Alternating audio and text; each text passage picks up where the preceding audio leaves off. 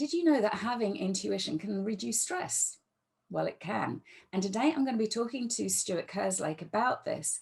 What is it?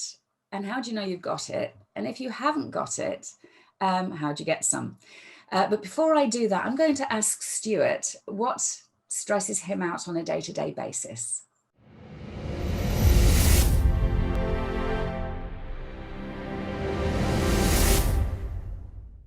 I'm a bit of a grump when I'm in my stuff and not connected to my intuition. I'm a bit of a grump. So let's imagine, say, a traffic jam. I'm not great with traffic. The initial reaction is blah, blah, blah, blah, blah, blinking this, blinking that, whatever. And then I remind myself to take a breath, which is one of the techniques that I use. Like just to take a breath takes you out of your head and into your heart. Even if it just takes you into your chest cavity, it drops you out of your head, and it's in your head that all those thoughts and feelings are triggering the reaction. Yeah. So that's the way that I deal with that stress, and also to remember that everyone else has a heart. So that guy who just carved me up in traffic has a heart the same as me. You know, so like those are the and has problems just like you do. But if we remember that everybody's got issues, everybody's got loves and needs and wants and hopes, it just kind of brings us all to this place of peace and understanding and compassion. I've kind of learned to surrender to it, and I can do that more times than I don't do it. I need to do it a little bit more though. Okay. and something that stress is of our own causing. That's the crazy thing. There's nothing that any of them have expressly done. It's how we've reacted to what's happened. Exactly. It's how we react to the traffic jam or the guy who's just cut in front or whatever. It's the thought about it that's the problem. I do remember one time when I was doing corporate work, and I was going to Wales or somewhere really far away to do a day's training for this company. And I'm always early. And if I'm doing a long journey, I will leave ridiculously early so that I'm there ridiculously early, so that I'm in the zone when I have to deliver the training. So despite all of my preparations, there was an accident on the motorway. I couldn't move forward. I couldn't move backwards. I couldn't kind of sidle off to the side. I was trapped there, and it became very clear that no matter what was happening, there is not a chance that I could make that training. So I had to phone the people up and say, I'm so sorry. And I was so calm because there was absolutely nothing that I could do about it. Absolutely nothing. They were good about it, actually. But otherwise, what you would have done is, oh my God, I'm going to be late. This is terrible. What will they think? And blah, blah, blah. And it just increases tension. And then the phone call to them would have been anxious and stressed and God knows what. And possibly even delayed, which then didn't give them much opportunity to do whatever they wanted to do, etc. Yeah. You know, it's very easy to maybe make promises that you know you can't keep, but you still make them. I should still be there by 1:30 or whatever. I might be 20 minutes late or whatever, and that's not the truth, and that's not in integrity, and it's not going to serve them either. They'd rather hear the truth. Absolutely. There's a phrase that I use a lot, which is under promise and over deliver. For example, in the context of this, if you think something is going to take 20 minutes, say it's 30, and then delight them by getting it done 10 minutes quicker. My math is bad. Rather than what a lot of people do is, oh, just a second. And then it's like half an hour later, or just a second is clearly not half an hour. So to me, under promising and over delivering helps you have a bit more time and grace with what you're doing, and also helps them as well. That's an interesting one, because in the spirit of candor here, that is one of my misbehaviors, if you like, is to do the opposite, and I'm now conscious of it, and intuition was one of the ways that I became aware of that misbehavior. It's an interesting one that you're naming there, because I know it too well, particularly in the past. And it's interesting that you call it misbehavior, because my guess is that the reason that you do it is you want to please the other person. So it's really a misplaced desire to please people, whereas what it does is just creates a whole lot of stress and tension. It's interesting how our positive intent can have such a negative consequence. Mm. Yeah. Anyway, we're here to talk about intuition. Yeah. Love this area. And let's start off with talking about, what is it? Well, for me, intuition is what the inspiration, the information we receive before the rational mind clicks in. That's probably about the best definition I can give to it. And it doesn't have to be mental. It can be physical. Even if it's mental, it can be symbolic or metaphorical. But it's just that sense of knowing before the rational mind clicks in and disputes it in some fashion, or negates it or denies it. So when you say it can be physical or metaphorical, can you give me an example of what that means? Well, I mean, people talk about gut feelings. You know, for me, a gut feeling may well be a physical receiving of intuition. Yeah. Doesn't have to come through the brain, through the mind. Yeah. And in fact, science is showing now that there are as many neurons, probably more actually, in the heart and gut than there are in the brain. Yeah. So we do even have brain cells, for want of a better word, neurons elsewhere in our body. So some people can receive it in that way. It's, you know, talk about being led by your heart. Yeah. That's another sense of intuition. Yeah. So this is really interesting, because I work with a lot of people who are stuck, let's say. And I believe what you're saying, absolutely, no question, except, so for example, people who are led by the heart might be not listening to what their real intuition, which might be in their gut, might be saying about, no, don't go there, that's terrible. But the heart says, but I'm kind, or whatever. And then the gut, so what does your gut tell you? I agree, except those people who are led by fear, and their gut may be feeling the fear that stops them, rather than their intuition, which tells them this is a good thing to do. Does that make sense? It does, and we're back to that conversation, because what's happened there is the rational mind has started interpreting what you've received. Okay. So I'm not saying you can receive unhelpful information in all of those places as well. Yeah. So it's a discrimination between the two, which is it's just a knowing, and it's a practice. I know. So how do people distinct? So let's take the fear one, the gut fear. Okay, yeah. That's quite strong, isn't it? So how do people know that they're just acting from misplaced fear, or that their intuition is absolutely telling them something that is for their highest good?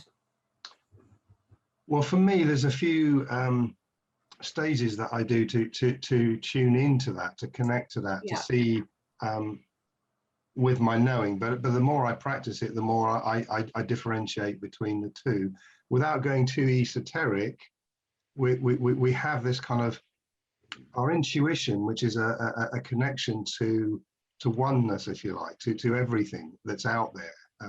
We can be guided, but the things that we really have no idea where they've come from. And that might sound a little woo, a little wacky, but it's the truth. And then we have, you know, our very human thoughts and feelings and everything else. And so it's tuning into our, sometimes I go through, you know, what am I thinking? What am I feeling? Et cetera, et cetera. And if thoughts and feelings are very active in there, I'm probably in my human state and in fear or whatever else is going on for me, because fear is only one of the emotions that can come from our humanness. There's anger, there's depression, there's, you know, sorrow, etc. So I if I'm really unsure, I just run that. Am I having thoughts and feelings about this, or is there just this sense of knowing? Is there just this truth, for want of a better word, within it? So it's asking that question of yourself. Am I thinking or am I feeling, or is this a sense of knowing? Yeah. Okay. So that sense of knowing, how can people work on developing that so that they're not led by their thinking and their feeling? Well, the single biggest thing is that surrender that you talked about, is that allowing, because all the while that we are attached to the need to know, which is one way or the other, that's what most of us in our humanness want to do. We want to understand how it is for us in this world. We're orientating ourselves. And intuition doesn't require an orientation. It's just there, if that makes sense. And it's almost like you'd like some information about this, here you are. Yeah. Whereas conscious minds and even our unconscious minds are trying constantly to orientate and understand what's going on in this moment. And that's where the thinking comes in, that's where the feelings come in. And this is not to demonize thought or feelings either, it's just that they're usually a useful recognition for which of those two orientations you're in. Are you in the orientation of your thoughts and feelings, or are you in the orientation of connection to your intuition? Because I'm aware that some people that are very new to this will go, huh? Yeah. What did you say there? So are there some useful techniques for the uninitiated, but the very interested, where they can start to really connect? Well, as a premise, and by which I mean, take it or leave it, but if it helps you, it helps you, yeah? Intuition always has our best interest at heart. So there's another way of maybe doing it. Does this feel light or does it feel heavy? I mean, that's the thing that I'm receiving to do or be or whatever. Does it feel light or does it feel heavy? Now that also can take a bit of practice. I know I'm not helping the people who are new to this, but I can take a little bit of practice, because sometimes what's light might be to do something that appears inconvenient. You don't want to have a conversation with your husband about this thing that you would love to do. It's still true to do it, but it's going to be an awkward conversation. But that you should still see that as light until you start projecting into the future, and that future conversation with your husband, that it's the thought of that makes it heavy. The thing gives you joy in the first place, and then the mind comes in and starts to make it heavy again. So again, just a matter of practicing with that. The other two things that I often do is I ask, what would I love, or what would love do? And that puts me into that kind of higher energy space where I'm more open and willing to receive intuition. Yeah, I think I just want to pick up on a couple of things there, Stuart. First of all, the heavy and light thing. I like that. And I think that the heavy thing, I'm being so eloquent today, aren't I? The heavy thing, it is full of the shoulds, musts, have tos, got tos. So these are things that we've absorbed by society or people around us about what we should be doing, which is not the same as what we may feel is right for us, that lightness. And I love that thing about what would love do. And again, some people may kind of go, huh? But if you just kind of stick with that question in a light, curious, gentle way, it kind of opens you up to that question. Whereas I think what a lot of, I'm thinking my husband, he'd go, what do you mean what would love do? He just wouldn't get that at all. But, if you kind of sit with it in a light, gentle, curious way, and just allow yourself to be open to an answer, then that may come. But, if I had, another question is, if I had total confidence and knew everything would be okay, what would I be doing? And again, gently saying that, would that be another way of connecting? Yes. And just one little caveat is the desire to control being okay, still part of controlling it rather than being fully open to receive. Yeah. Because it's a tough one, isn't it? If you can allow that you may not be fully okay, the wisdom that can arise into that space is usually richer, because you're not blocking other possibilities, you're not blocking all possibilities. Yeah, so it's okay, not in that scenario. Yes. In in the wider sense of things, we are whole and perfect, and there is nothing incomplete or broken about us. Yeah. It's just that we believe there is. Yeah. And I can honestly say that I don't think I had very good intuition for many years. And I can honestly say that I think my intuition is really strong now. When I'm working with clients, I just get a sense of something. I don't know how that comes. I just have a sense of something. And often I'll say, I've got a sense of something, feels appropriate to talk about it. Would that be okay? And I'm, most of the time I'm right. And I'm thinking, how did that come about? How could that have happened? I didn't go on a course or anything. No. Well, but I think, what I think happened is I would say to myself, well, if I did know, what would it be? But also I would make myself very open. So when somebody's talking, I don't have all of my stuff in the way, thinking, right, I'm going to do this, I'm going to do that, I'm going to do that. Oh, this is obvious and this is wrong. I don't do that. It's like I'm a blank page. Yeah. And then I'm receiving. It's almost like I'm getting a download. Yes. Does that make sense? And that's it. And that it's information that will serve you in that moment. And for me, there's 3 elements to that, which you're doing. Firstly, intuition is inherent. We all have it. So it's not that some have it, some don't. You have to practice this to get it. We all have that connection to that wisdom, to that, because it's inspiration, it's imagination, it's creativity. That's what intuition is. It's insight. Yeah. And it can be very grounded and practical. Yeah. So that's the first thing. It's inherent. We all have it. The second thing is that there's a masculine and a feminine energy going on, not gender-based, not male and female, but masculine and feminine. The masculine is all about the doing, the activity. And in our humanness, we spend most of our lives in that masculine activity. And so it's practicing, if you like, the feminine energy muscle of all those things you so beautifully described, being open, receiving,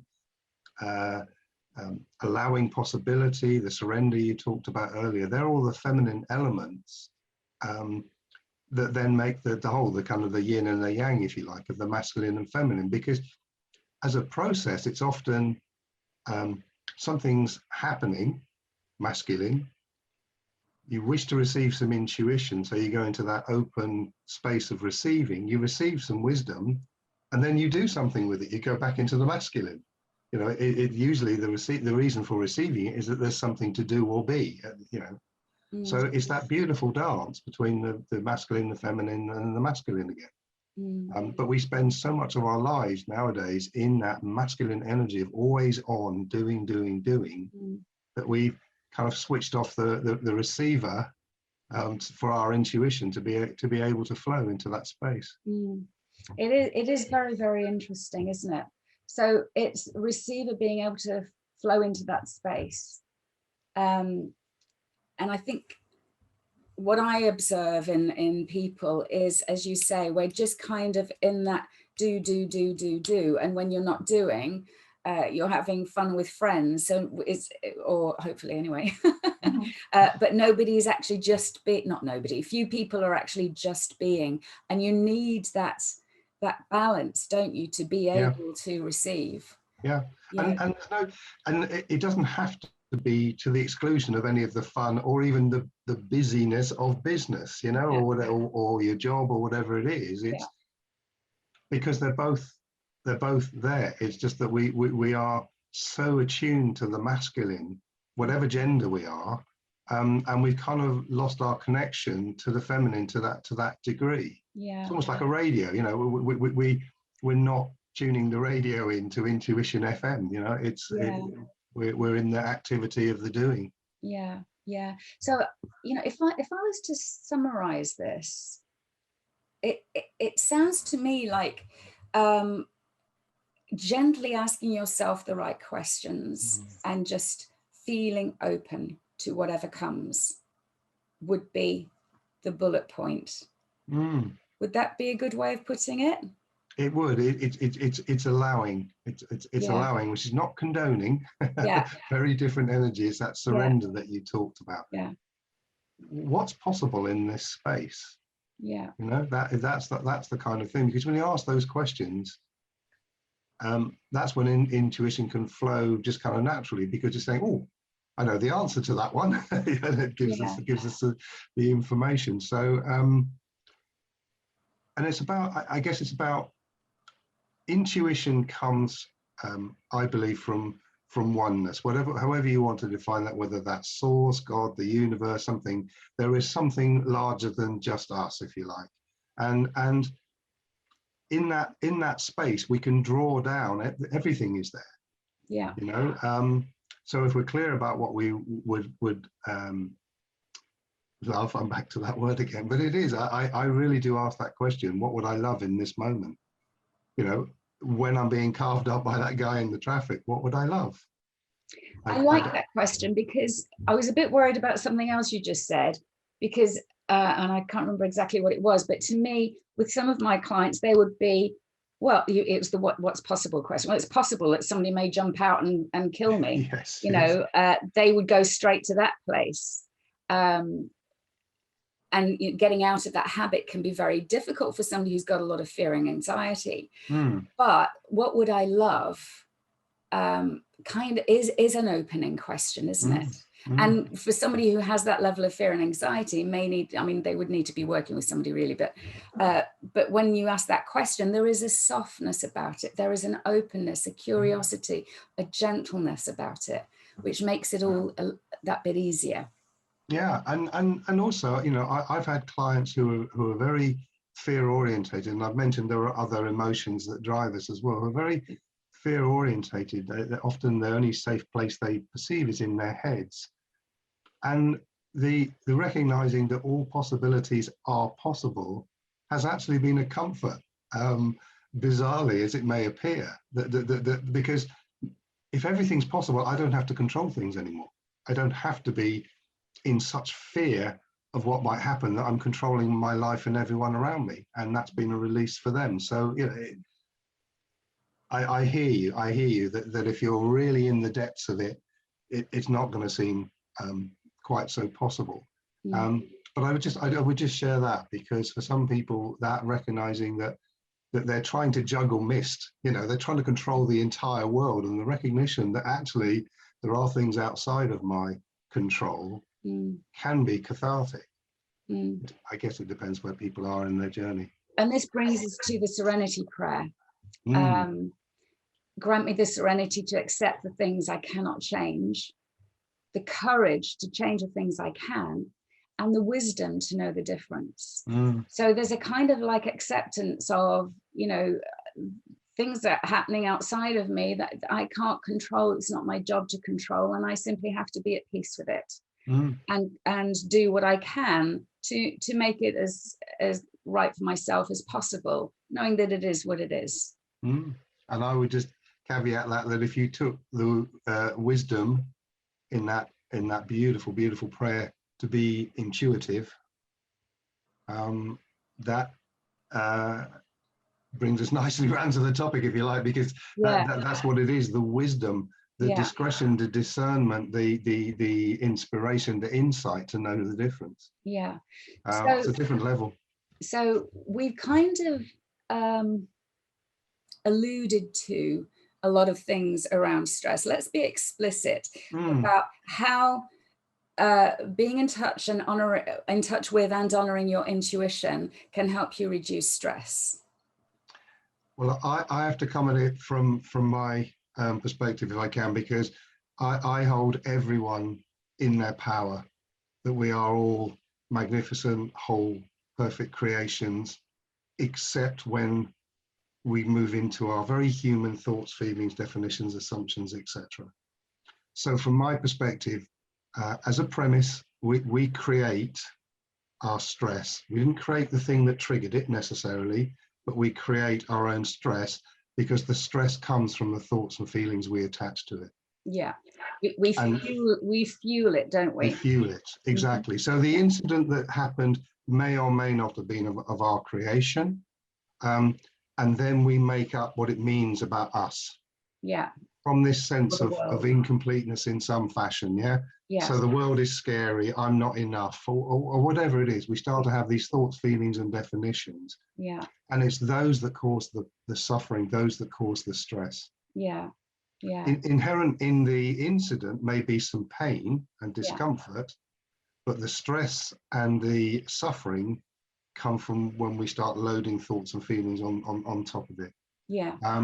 So intuition, I come back to that thing about taking a couple of really deep intentional breaths. Allow yourself to empty out on the out breath and become present, become just in this moment, because the real glory of that is you in the present, there are no thoughts. You're either thinking about the past and remembering the past, or you're projecting into the future. But in this absolute nanosecond, there are no thoughts. And then from that empty space, you're in that space of emptiness, and if you're prepared to receive and to be open, that's when the intuition comes into that space. So it's almost like it's an interrupt almost, those two breaths. That's the most powerful one that I can share with people. I have other techniques that I use. Mindfulness can be fantastic for it. Sounding can be brilliant for it. The silence after sound is phenomenal for connecting to your intuition. And there are other, tapping, and there's lots of other techniques that are really powerful for the letting go of the attachment to the thoughts and feelings. But it's the awareness that it's the thoughts and feelings that create the suffering, not the incident itself per se. All very wise. You said something though that I've not heard of before, and you gave a very quick explanation, but I just like just a little bit more. So sounding, yes, the technique of sounding is enjoying the silence after any sound, or after music or specific sound.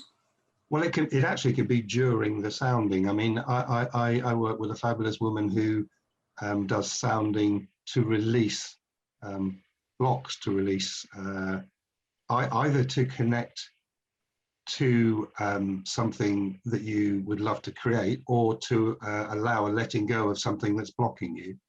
Particular sounding exercises, but singing or that kind of sounding, or a gong bath, or any of these kind of musical resonant type activities, they are just the content, beautiful as they are, within the context of silence. And that still silent space is where we connect best to oneness, to our true nature, if you like. And intuition in that space comes a lot more readily, because we've emptied out a bit of the content and we're in the stillness and the silence and the spaciousness.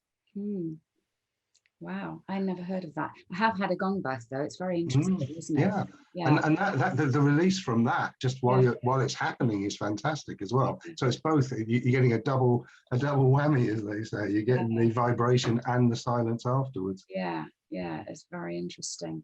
Okay, thank you so much, Stuart. That really has been extremely interesting. So I've learned quite a bit there myself as well.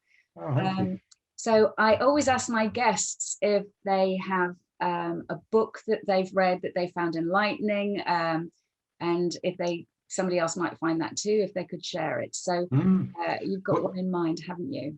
Well, it's interesting because I actually went to my bookshelf intuitively and was actually quite surprised with what came out, because I've got some fantastic, books around intuition and things, and none of the intuition books came out. Oh, interesting.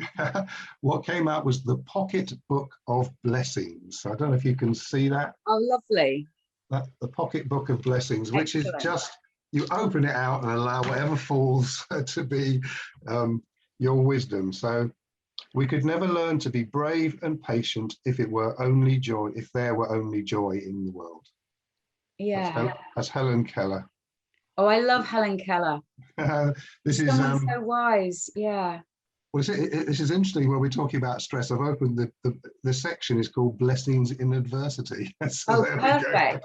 Yes. So that's my book. Yeah, brilliant. Thank you so much, Stuart. I've really enjoyed talking to you today. Do please like and share. You never know, this might land at just the perfect time for someone else. And if you've got any comments or your own ways or stories about intuition, do share below. Thank you, and you take care now.